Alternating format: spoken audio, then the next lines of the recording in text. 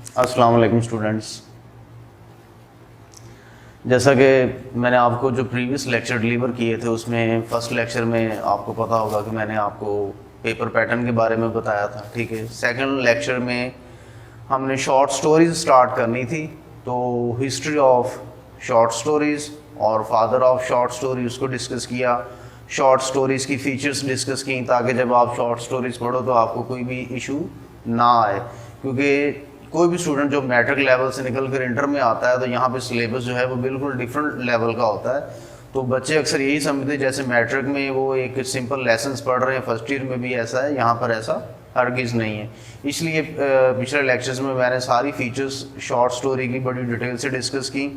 उसके बाद बटन जो हमारी पहली शॉर्ट स्टोरी थी, इसके मैंने राइटर को भी डिस्कस किया, उसका डाटा भी आपको दे दिया कि अगर कोई राइटर पे क्वेश्चन आ जाए तो आप उसको अटैम्प्ट कर सको, ठीक है, क्योंकि वो मटेरियल आपको ग्रामर्स में से नहीं मिलेगा। इसके करैक्टर्स और इसकी प्लॉट मीन्स उसकी समरी, उसकी कहानी, जिस तरह आप कहते हो स्टोरी, वो सारी मैंने क्लियर कर दी थी। आज जो है हमारा आज का टॉपिक जो है वो बटन की हमने टेक्स्ट जो है वो स्टार्ट करनी है। फर्स्ट पेज है हमारा और शुरू से इंशाल्लाह हम स्टार्ट कर रहे हैं। तो बटन इसका टाइटल है। टाइटल का अगर आप मीनिंग लिखना चाहें, क्योंकि हम यहाँ पर अब आपको मीनिंग जो है वो ऑरल बता भी दें तो आप स्पेलिंग में मिस्टेक करोगे, लिहाजा बेस्ट वे ये है कि मैं मीनिंग साथ साथ आपको लिख के देता जाऊँगा। तो हमारा जो टाइटल है बटन टॉपिक जो है बटन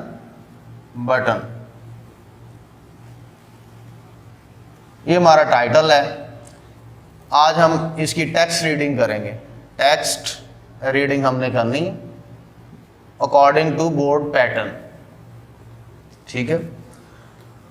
तो बटन असल में बटन अगर आपको सिनोनिम की हद तक मैं बताऊं तो बटन से मुराद क्या है। Button means device, gadget,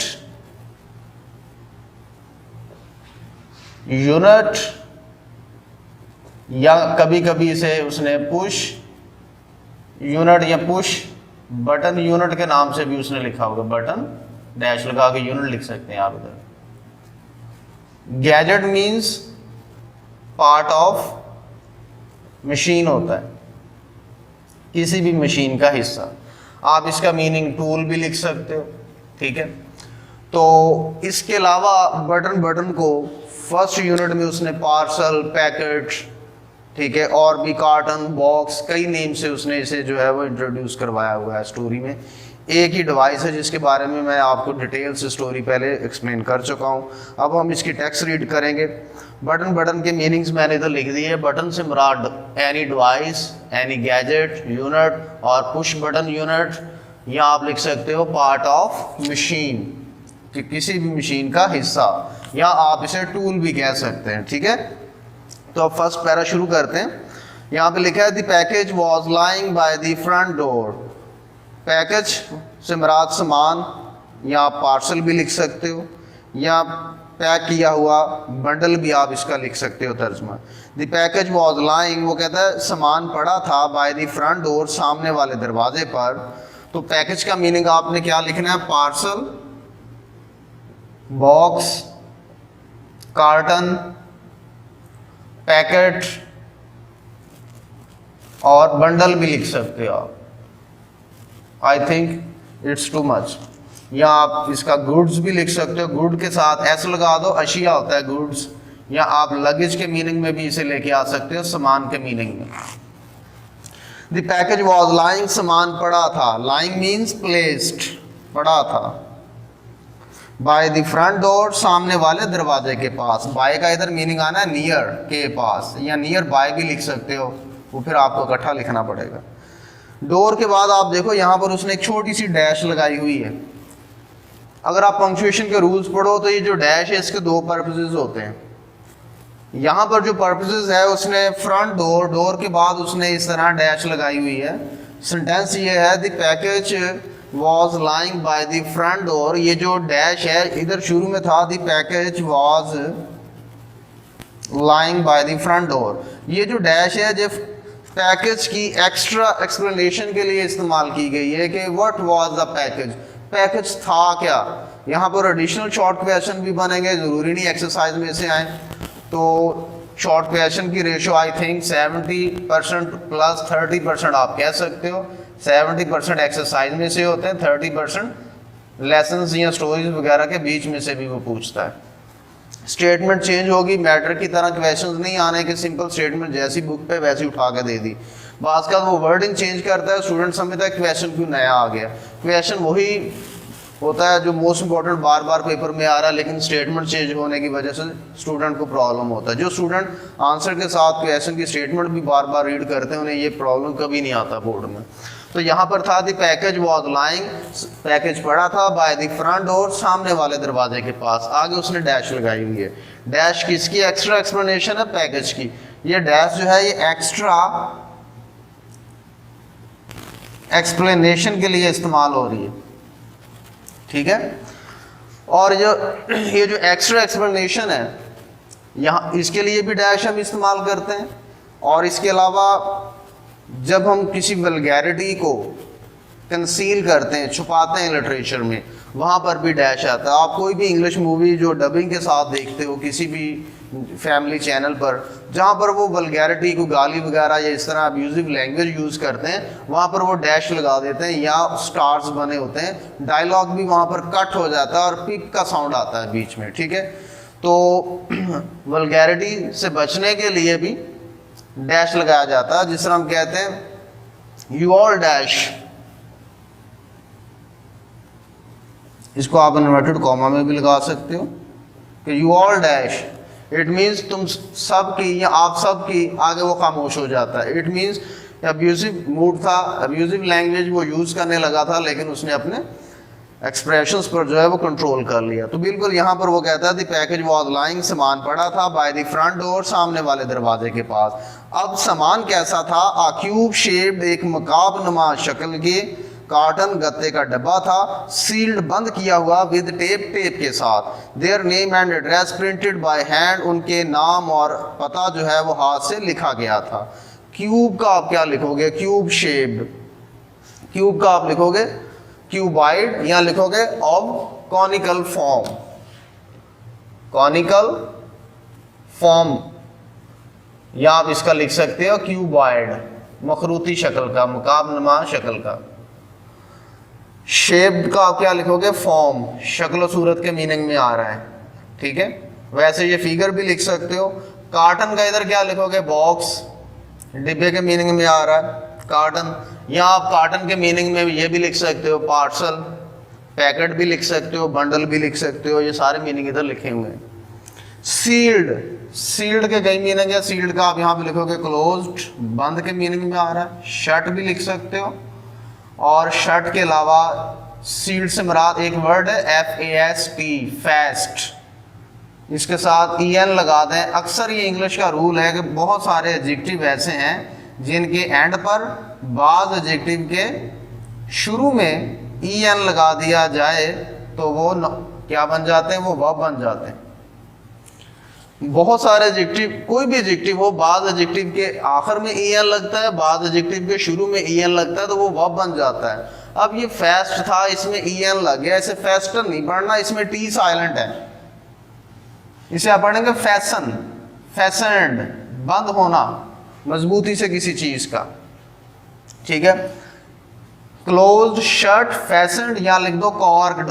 cork जैसे बॉटल के ऊपर लगाया जाता है बॉटल का मुंह बंद करने के लिए, या आप लिख सकते हो प्लग्ड, ये बंद करना के मीनिंग में आ रहा है। The package was lying by the front door, package सामने वाले दरवाजे के पास पड़ा था। आ क्यूब शेप्ड कार्टन, एक मुकाबनुमा शक्ल का गत्ते का डिब्बा था। सील्ड विद टेप, जो टेप से बंद किया गया था। Their name and address printed by hand, उनका नाम और पता हाथ से लिखे गए थे। यानी जैसे शॉर्ट स्टोरी शुरू होती है, नॉर्मा के घर के बाहर एक पैकेज पड़ा होता है। ये मैंने स्टोरी में डिटेल से पहले एक्सप्लेन किया हुआ है। तो उस पैकेज के ऊपर उनके घर का पता वगैरह लिखा होता है, और जैसे वो बेल होती है वो बाहर जाकर देखती है, वो उस पार्सल को उठा के अंदर ले आती है। आगे उसने लिखा हुआ प्रिंटेड बाय हैंड। प्रिंटेड का आप लिखोगे रिटन, लिखा होना। वैसे पब्लिश्ड के मीनिंग में भी आ सकता है, लेकिन रिटन ज़्यादा बेटर है। उसके बाद आगे एड्रेस आ जाता है, इसका तर्जुमा आप ऐसे लिखेंगे कि mister and missus Arthur Levers, mister और missus Arthur Levers, 217E 217E 37th street, गली नंबर 34, न्यूयॉर्क 10016। ये आप ऐसे लिख दोगे एड्रेस और इसे इन्वर्टेड कॉमा में पैक करोगे। फिर कहता है Norma picked it up, Norma ने इसे उठाया, अनलॉक्ड द डोर, दरवाजा खुला छोड़ दिया, and went into the apartment, और कमरे में चली गई। It was just getting dark, वो कहता है अंधेरा बढ़ रहा था, यानी तारीकी बढ़ रही थी, यानी शाम का वक्त हो रहा है। पिक्ड अप का आप क्या लिखेंगे मीनिंग? पिक्ड अप का आप लिखोगे कलेक्टेड, रिसीव्ड, कलेक्टेड, रिसीव्ड, और लिफ्ट के मीनिंग में भी आप लिख सकते हो। लेकिन रिसीव से मैं आपको बता दूं, अक्सर ई और आई का जो साउंड है ये डबल ई का साउंड देता है, तो अक्सर बच्चे स्पेलिंग में ये गलती करते हैं कि जब भी सी आएगा, सी के बाद डबल ई का साउंड आएगा, आप ई पहले लिखोगे आई बाद में, जैसे कि इधर है रिसीव। अगर सी के अलावा डबल ई का साउंड आए, जिस तरह बिलीव है, तो उसमें आई पहले आएगा, ई बाद में आप लिखोगे। यह आपको स्पेलिंग करेक्शन में रूल काफी ज्यादा मदद देगा।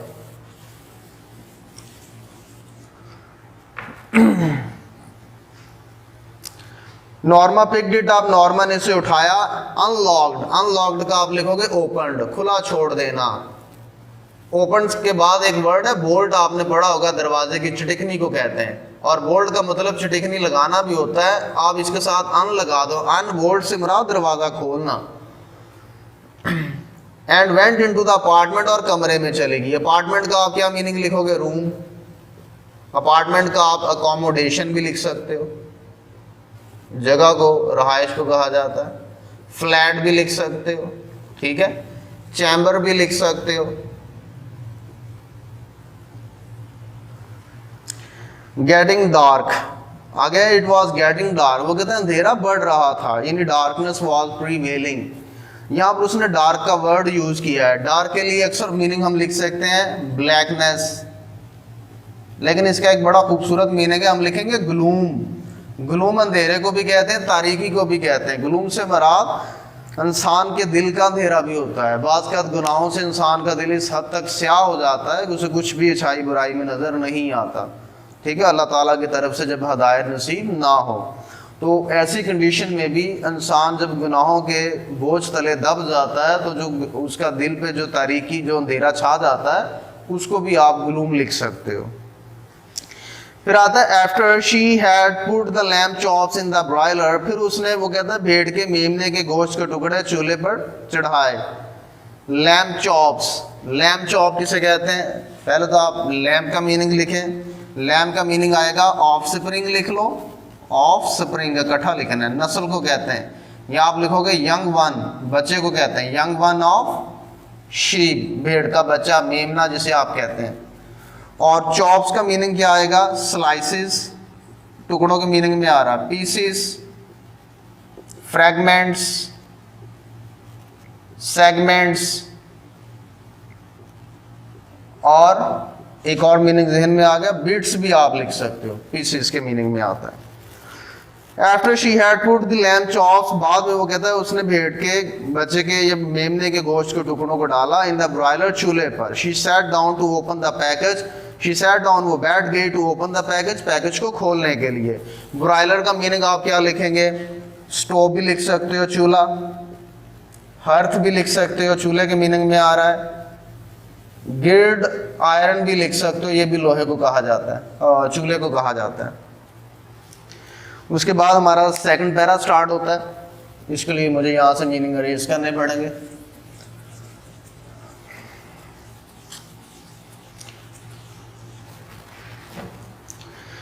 सेकंड पैरा स्टार्ट होता है इनसाइड द कार्टन, वो कहता है डिब्बे के अंदर was a push button unit, एक बटन से दबाया जाने वाला आला था।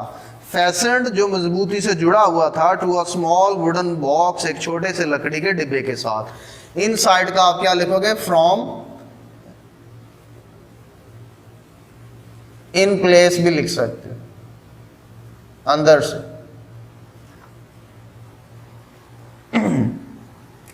कार्टन के मीनिंग पीछे लिख दिए। पुश बटन यूनिट का मैंने लिखा था कि वो बटन को कहा गया है। गैजेट भी इसका लिख के दिया था, मीनिंग मैंने अभी रेज किया है, वो आपने नोट किया कर लिया होगा। फैशन मैंने वर्ड यहाँ पर बता दिया था, टी साइलेंट है, ई नहीं पढ़ना। फैशन के मीनिंग आपने पीछे सील्ड का मीनिंग ये सारे लिखे थे, तो सील्ड के मीनिंग में फैशन आता है, तो फैशन के मीनिंग में आप क्लोज्ड, शट, कॉर्क्ड, प्लग्ड और सील्ड भी पुट कर सकते हो। सील्ड, SEALED, सील्ड से मतलब बंद करना होता है। Inside the carton was a push button unit, वो कहते हैं डब्बे के अंदर बटन से दबाया जाने वाला आला था। फैशन मजबूती से जुड़ा हुआ to a small wooden box, एक छोटे से लकड़ी के डिब्बे के साथ। फैशन का इधर आप लिंक्ड भी लिख सकते हो, जुड़ना के मीनिंग में आ रहा है। कुछ मीनिंग तो ये सारे मीनिंग भी इसी में आ सकते हैं। लिंक्ड, बाइंड भी आ सकता है जुड़ना के मीनिंग में, कनेक्टेड भी आ सकता है और एसोसिएटेड भी आ सकता है, जुड़ना के मीनिंग में आ रहा है। असल में वो एक गत्ते का डिब्बा था, उसके अंदर वो जो था उन्होंने डिवाइस रखा हुआ था, डिवाइस लकड़ी का बना हुआ था। फिर वो कहता है ग्लास डूम, एक शीशे का गुम्बद नुमा ढकने ने कवर्ड दी बटन, बटन को ढांपा हुआ था। अब वो डिवाइस इस तरह था, मैंने पहले भी लेक्चर में डायग्राम बना के दिखाई थी कि ये इस तरह बटन है, बटन के ऊपर गुम्बद नुमा इस तरह शीशे का एक कवर लगा हुआ है। यहाँ से आप इसको की लगाएंगे, ठीक है, जैसे कि आप इधर से लगाएंगे ये जो ऊपर कवर है ये अनलॉक हो जाएगा, फिर इस बटन को आप पुश कर सकते हैं। वो कहता है ग्लास डूम, एक शीशे का गुंबद नुमा ढकना। डूम का आप क्या लिखोगे इधर मीनिंग? डूम का मीनिंग आप वॉल्टेड भी लिख सकते हो, मखरूती शक्ल का। कवर्ड का मीनिंग आप लिखोगे कंसील्ड, हाइड भी लिख सकते हो, छुपाना, छुपाना के मीनिंग में हाइड होता है। A glass Doom covered the button, एक गुंबदनुमा शीशे के ढकने ने बटन को ढांपा हुआ था। Norma try to lift it off, Norma ने इसे उतारने की कोशिश की, but it was locked in place, लेकिन ये अंदर से बंद था। ट्राइड का मीनिंग आप स्ट्राइव्ड भी लिख सकते हो और स्ट्रगल्ड भी लिख सकते हो, जिद्दोजहद करना, कोशिश करना के मीनिंग में, साथ ही डील का तो स्ट्रगल्ड। लिफ्ट ऑफ का आप मीनिंग क्या लिखोगे? रिमूव, उतारना। Norma try to lift it off, Norma ने उतारने की कोशिश की, बट इट वॉज लॉक्ड, लेकिन ये बंद था। इन प्लेस, अंदर से। इन प्लेस हमने इन साइड का इन प्लेस लिखा था, अब इन प्लेस का क्या लिखेंगे? इन साइड, अंदर से। और लॉक्ड के मीनिंग में हम ये सारे लिख सकते हैं, क्लोज्ड, शट, कॉर्क्ड, प्लग्ड, सील्ड, फैस्टेंड, ये भी लिखे जा सकते हैं, कनेक्टेड, एसोसिएटेड, बाइंड, लिंक्ड वगैरह वगैरह। She turned the unit over, उसने आले को पलटा, and saw, और देखा, a folded piece of paper, एक तयशुदा कागज का टुकड़ा, स्कॉच टेप्ड, शफाफ टेप से जुड़ा हुआ, to the bottom of the box, डब्बे के निचले हिस्से से। Turned the unit over, ये फ्रेज है, आप इसका लिख सकते हो changed the side, किसी चीज का रुख बदलना, तय बदलना। सौ का क्या लिखोगे? लुक्ड, देखना। फोल्डेड पीस उसने लिखा है, फोल्डेड का आप लिखोगे क्रीस्ड, ओवरलैप, और बेंट भी लिख सकते हो, बेंट की सेकंड फॉर्म या थर्ड फॉर्म कह सकते हो, तयशुदा। स्कॉच का मतलब होता है शफाफ, ट्रांसपेरेंट, जिसके आप आर पार देख सकते हो। यहां पर स्कॉच के बाद उसने एक वर्ड लिखा है taped, taped as a verb use हुआ है यहां पर जोड़ना के मीनिंग में, तो लिहाजा टेप्ड के मीनिंग हम लिखेंगे लिंक्ड, कनेक्टेड, एसोसिएटेड, या आप पेस्टेड भी लिख सकते हो। एक और वर्ड मेरे ज़हन में आ गया, पेस्टेड, जुड़ना के मीनिंग में। आगे आता है बॉटम का मीनिंग। बॉटम होता है किसी भी चीज का निचला हिस्सा, पैंदा, जिसे आप बेस भी लिखते हो, बेसिस भी लिखते हो, इसका मीनिंग। पिडेस्टल भी लिख सकते हो और फाउंडेशन भी लिख सकते हो। फाउंडेशन अदारे को भी कहते हैं, फाउंडेशन बुनियाद को भी कहते हैं, और फाउंडेशन से मुराद किसी चीज का निचला हिस्सा, foundation. She turned the button unit over, उसने बटन वाले आले को पलटा, and saw a folded piece of paper, और तयशुदा कागज का टुकड़ा देखा। स्कॉच टेप्ड, शफाफ टेप से जुड़ा हुआ, टू दी बॉटम, पैंदे के साथ ऑफ दी बॉक्स, डिब्बे के। यानी अगर ये डिब्बा है तो इसके नीचे वाले हिस्से के साथ उसने कागज़ का टुकड़ा देखा जो फोल्ड करके तय लगा के नीचे रखा हुआ था, और उसके ऊपर टेप लगाई थी। टेप जो थी वो ट्रांसपेरेंट थी। उसने आले को इस तरह पलटा और नीचे क्या देखा कि तयशुदा टुकड़ा है कागज़ का और उसके ऊपर टेप लगाई हुई है। उसने बाद में क्या किया, शी पुल्ड इट ऑफ, उसने इसे खींच के उतारा, यानी उसने वो टेप ऊपर से उतार दी। तो आगे क्या लिखा था, Mrs Stewart will call on you at 8 PM। Mrs Stewart वो कहता है कि आपको शाम 8 बजे मिलने आएंगे। बस इतना उस तयशुदा कागज के टुकड़े के ऊपर लिखा हुआ था। पुल्ड ऑफ का आप क्या मीनिंग लिखेंगे, रिमूव्ड। पुल्ड ऑफ का क्या मीनिंग लिखना है, रिमूव्ड। पुल्ड ऑफ का मीनिंग क्या आएगा, रिमूव्ड, उतारना, रिमूव्ड। पुल अपार्ट भी आप लिख सकते हो, खींच के किसी चीज का अलग करना। कॉल का मीनिंग यहां पर आएगा सी, मिलना। सी का मतलब देखना भी होता है और विजिट मिलना भी होता है। उस कागज के टुकड़े के ऊपर क्या लिखा था, ये शॉर्ट क्वेश्चन में भी आ सकता है। What was written on a folded piece of paper, आप लिखोगे कि it was written that Mrs Stewart will call on at 8 PM, कि मिस्टर स्टीवर्ट जो है शाम 8 बजे मिलने आएंगे। तो यहाँ पर PM आता है। PM से मुराद, ये मैथ के टीचर आपको अच्छे से गाइड कर सकते हैं, PM और AM। तो असल में ये AM से मुराद एंटी मेरिडियम, PM से मुराद पोस्ट मेरिडियम। वो आपको इस तरह को सर्कल बना के कोई थीटा वगैरह की वैल्यू शैल्यू वगैरह निकाल के बताएंगे जो भी है। तो आमतौर पर AM से मुराद रात 12 से लेकर दिन 12 बजे तक जो टाइम होता है वो आता है AM में। वो किस में आता है, AM में। और PM में ये होता है कि दिन 12 से लेकर रात 12 तक जो वक्त होता है वो PM में आता है। यहां से स्टोरी शॉर्ट होती है, बिल्कुल सीन कट हो जाता है। वो कहता है कि शाम का वक्त आगे हो जाता है। Norma put the button unit beside her on the couch, Norma ने बटन वाले आले को अपने पास ही सोफे पर रख दिया। शी री रेड द टाइप्ड नोट, उसने तहरीर शुदा तहरीर को, उसने लिखी हुई तहरीर को दोबारा पढ़ा, स्माइलिंग, मुस्कुराते हुए। तो काउच का आप यहाँ पे मीनिंग लिखेंगे सोफा, या आप इसका डे बेड भी लिख सकते हो क्योंकि दिन के वक्त लोग इस पे सो भी जाते हैं। एक और वर्ड है ऑटोमन, आपने पढ़ा होगा सल्तनत उस्मानिया तुर्की के लिए इस्तेमाल किया जाता है और उसका ये फर्स्ट ओ जो है ये कैपिटल होता है। अगर आप फर्स्ट ओ स्मॉल कर दें तो उसे ऑटोमन सोफे को भी कहा जाता है क्योंकि ये तुर्की की ईजाद कंसिडर किया जाता है कि तुर्की ने इसे ईजाद किया था। इसे सोफा सेटी भी इसका सिनोनिम लिख सकते हो। री रेड, रेड के मैंने पहले बता दिया था, मैंने कहा ये फर्स्ट फॉर्म आए तो रीड पढ़ना है, सेकंड और थर्ड फॉर्म है स्पेलिंग सेम रहते हैं लेकिन इसे क्या पढ़ना है, फर्स्ट रीड, सेकंड और थर्ड फॉर्म को आपने रेड पढ़ना है। तो शी री रेड, उसने दोबारा पढ़ा। दी टाइप्ड से मुराद लिखी गई, रिटन के मीनिंग में आ रहा है। टाइप्ड का आपने क्या लिखना है, रिटन, लिखी गई। नोट से मुराद, नोट कहते हैं स्टेटमेंट को, राइटिंग भी आ सकता है, तहरीर को, यानी वो जो कागज का टुकड़ा जो नीचे लगा हुआ था उसके ऊपर जो लिखा था Mrs Stewart will call on you at 8 PM, उस तहरीर की वो बात कर रहा है कि शी री रेड द टाइप्ड नोट, उसने लिखी हुई तहरीर को फिर से पढ़ा, स्माइलिंग, मुस्कुराते हुए।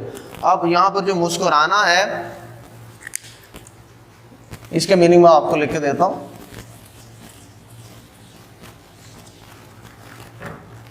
स्माइलिंग का आप इधर लिख सकते हो मॉकिंग, लॉफिंग भी लिख सकते हो, हंसना, मुस्कुराना, और मॉकिंग भी लिख सकते हो। मॉकिंग वैसे तंज़िया अंदाज में, तमस्खराना अंदाज में हंसना के मीनिंग में आता है, जबकि हमारी तरफ देख के हंसता है तो हमें पता चल जाता है ये किस अंदाज में हंस रहा है, इसका मीनिंग क्या है। अक्सर बच्चे कंप्लेन करते हैं सर ये मेरी तरफ देख के हंस रहा है। हम टीचर कहते हैं इसमें क्या बात है, हंस रहा है तो कोई ख़ास बात तो नहीं है। हकीकत में वो दूसरा स्टूडेंट समझ जाता है कि इसके हंसने में कोई ना कोई कोड वर्ड, कोई ना कोई बात छुपी होती है। इसी तरह हम किसी आदमी से मिलने जाएं, वो हमें देखकर जब मुस्कुराए तो उसका मुस्कुराना हमें बता देता है कि वो हमारा वेलकम किस लेवल का कर रहा है, कि हमारे आने पर उसे खुशी हुई है या तकलीफ़ हुई है। अगर तकलीफ़ हुई है तो उसका जो हंसने का अंदाज होगा वो तमस्खराना होगा, डिस्गस्टिंग होगा और डिसडेनफुल होगा, हकारत अमेज़ होगा, तजलील शुदा होगा। A few moments later, फिर वो कहता थोड़ी देर के बाद, after some time, इसका मीनिंग लिखोगे, she went back into the kitchen, वो किचन में लौट गई, to make the salad, सलाद बनाने के लिए। स्टोरी यहाँ से कट होती है, शॉर्ट होती है। The doorbell rang, वो कहता है दरवाजे पर घंटी बजती है, at 8 o'clock, शाम 8 बजे। I'll get it, नॉर्मा ने अंदर से आवाज़ दी, I'll get it, कि मैं देखती हूँ। get के कई मीनिंग है, आपने पढ़ा होगा get का मतलब हासिल करना। तो गेट के कई मीनिंग है, हम आपको लेक्चर डिलीवर करते हैं, बाद में पूछते हैं डू यू अंडरस्टैंड, आप कहते हो यस वी गॉट इट, हाँ हमें समझ आ गई इसकी। तो यहाँ पर गेट सी के मीनिंग में आ रहा है, गेट का मीनिंग आप यही लिखोगे सी, जो इधर लिखा हुआ है ये वाला। आई विल गेट इट, कि मैं देखूंगी। Norma called from the kitchen, Norma ने बावर्ची खाने से आवाज़ देते हुए कहा। आर्थर उसका खावन जो है was in the living room, वो मेहमान खाने में था, रीडिंग मुतालिया करता हुआ। रीडिंग का आप स्टडिंग भी लिख सकते हो, लिविंग रूम का आप क्या लिखोगे, गेस्ट रूम, मेहमान खाना, गेस्ट रूम, मेहमान खाना। वैसे इसके मीनिंग पहले भी मैंने पीछे लिख के दिए थे, फ्लैट, अकोमोडेशन, चैम्बर, वो भी आप इस मीनिंग में पुट कर सकते हो। तो आज के लिए मेरा ख्याल इतना काफ़ी है। ये फर्स्ट पेज जो है हमने हाफ जो है ये कंप्लीट कर ली है, बाकी इंशाल्लाह जो है नेक्स्ट लेक्चर में मैं आपको कवर करवाऊँगा। तो इसी के साथ हम आज का लेक्चर कंक्लूड करते हैं। ओके, अल्लाह हाफिज़।